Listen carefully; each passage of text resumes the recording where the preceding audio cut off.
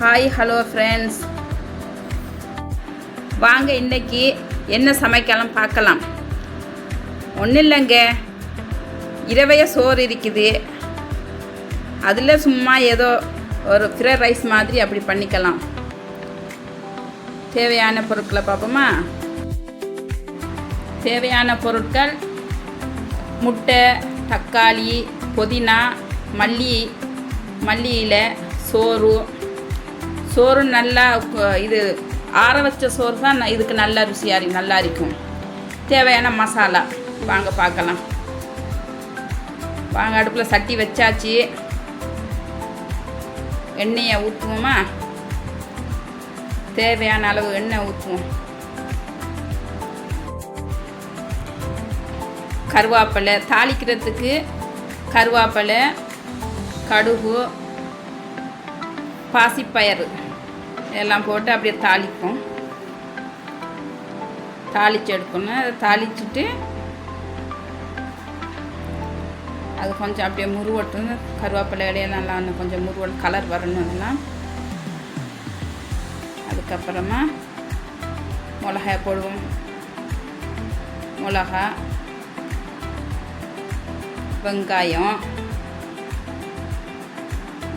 போட்டு நல்லா வதக்கணும். அதெல்லாம்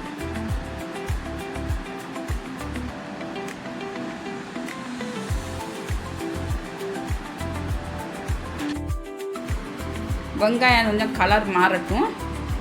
கொஞ்சம் பொன்னரமாக வந்தால் போதும், அதிகமாக வதக்க தேவையில்லை. கொஞ்சம் பொன்னரத்தில் வந்தால் போதும். கொஞ்சம் அப்படியே கலர் மாறினா போதும். அப்படியே கை விடாமல் வதக்கிட்டுருங்க. அப்படியே கைவிடாமல் வதக்கணும். இப்படி சமைச்சு பாருங்கள், நல்லா ருசியாக இருக்கும் பாருங்கள். இப்போ இந்த புதினா, மல்லி இலை அது எல்லாத்தையும் போட்டு நல்லா வதக்கணும். மல்லி இலையும் போட்டு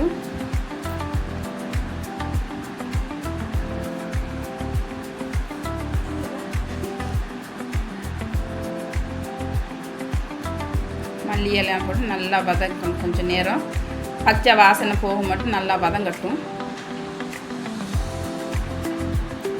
நம்ம குழந்தைகளுக்கு இந்த மாதிரி செஞ்சு கொடுத்து பாருங்கள். இரவே சோறு சாப்பாடு மிஞ்சினா தூக்கி வீசாமல் இந்த மாதிரி சாப்பிட்டா நல்லா குழந்தைகள் விருப்பமாக சாப்பிடுவாங்க.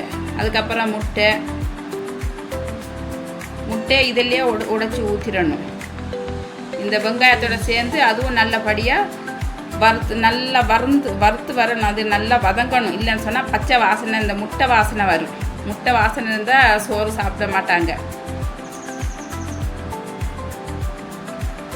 பச்சை வாசனை எல்லாம் போக மட்டும் நல்லா வறுக்கணும். அது நல்லபடியாக வறுத்து எடுத்தால் தான் அது நல்ல ருசியாக இருக்கும்.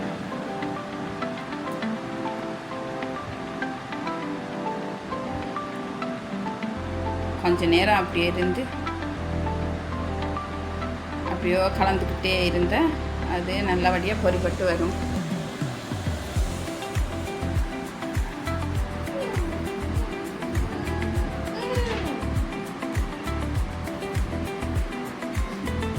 இந்த மாதிரி செஞ்சு பாருங்கள், நல்லா விரும்பி சாப்பிடுவாங்க பிள்ளைகள். நம்ம வீட்டில் இருக்க பிள்ளைகளாவது இல்லைன்னா காலையில் ஸ்கூலுக்கு போவாங்க தானே, அந்த டைமில் பிள்ளைகள் கேரி கட்டுறதா இருந்தால் கூட நம்ம அவசரமாக எதுவும் இந்த மாதிரி சோறு இருந்தால் போதும். நம்ம வீட்டில் இருக்கிற என்ன மரக்கறி இருந்தாலும் சரி, கேரட்டு இருந்தாலும் அதெல்லாம் போட்டு இந்த மாதிரி.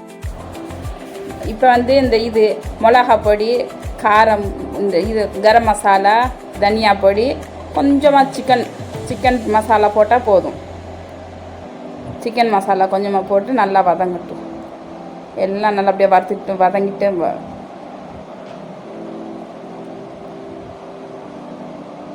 இப்போ தேவையான அளவு உப்பு கொஞ்சம் பார்த்து போடணும். ஏன்னு சொன்னால் சோத்தில் உப்பு போட்டிருக்கிறோம்.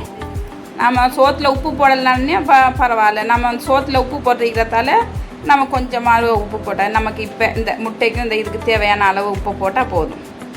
அதிகமாக உப்பு போடக்கூடாது. இப்போ தக்காளியை போடுவோம். தக்காளியை போட்டு நல்லா வதங்கணும். அப்படி எல்லாம் நல்லா இது மெதுவாக நல்லா மை மாதிரி நல்லா வதங்கி வரும்போதும் அதுக்கப்புறம் தான் சோத்து போடலாம்.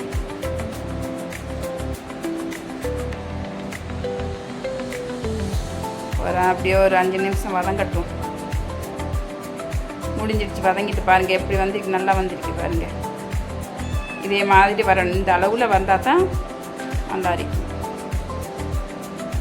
உப்பு கொஞ்சம் பார்த்து போட்டுக்கொள்ளுங்க. ஏன்னு சொன்னால் சோத்தில் உப்பு இருக்கிறதால நமக்கு உப்பு அதிகமாகிடும்.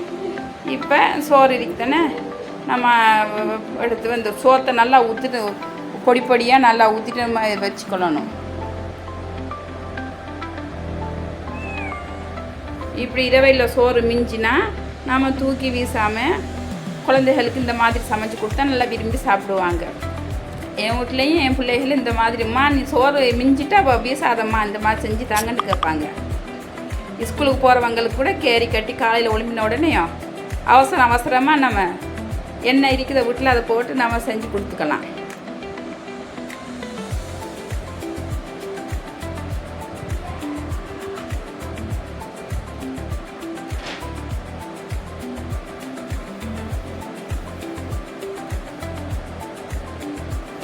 அப்படியே நல்லா கிண்டி விடுங்க. அப்படியே நல்லா கிண்டி கொஞ்சம் ஒரு 5 நிமிஷம் அப்படியே மூடி வச்சிடணும். நல்லா அப்படியே மூடி வச்சிட்டோம்னா எல்லாம் நல்லா சோறு கூட சூடாகி மசாலா எல்லாம் நல்லா பிரண்டு நல்லா இருக்கும். எல்லாம் ஒன்றா சேர்ந்து வரும்.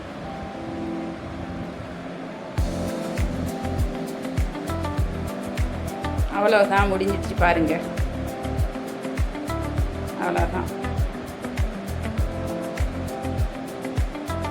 பாருங்கள் எவ்வளோ அழகாக இருக்குது பாருங்கள். பார்க்கும்போது எப்படி இருக்குது பாருங்கள். இப்போ பிரியாணி பார்க்குறோம், பிரியாணி செஞ்சு அப்படிங்க அதே மாதிரி இருக்குது இல்லையா? நல்ல ருசி. இந்த மாதிரி நீங்கள் சமைச்சு பாருங்கள், நல்ல ருசியாக இருக்கும். நம்ம வெளியில் போய் வாங்கிட்டு வந்து இந்த மாதிரி கடாய் ரைஸ் வேணும்னு சொன்னால் பிள்ளைகள் வெளியில் போய் வாங்கிட்டு வந்து சாப்பிடுவாங்க.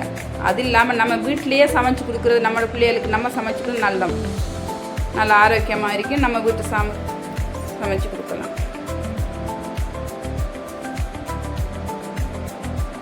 அவ்வளோதான்ப்பா, முடிஞ்சிடுச்சு.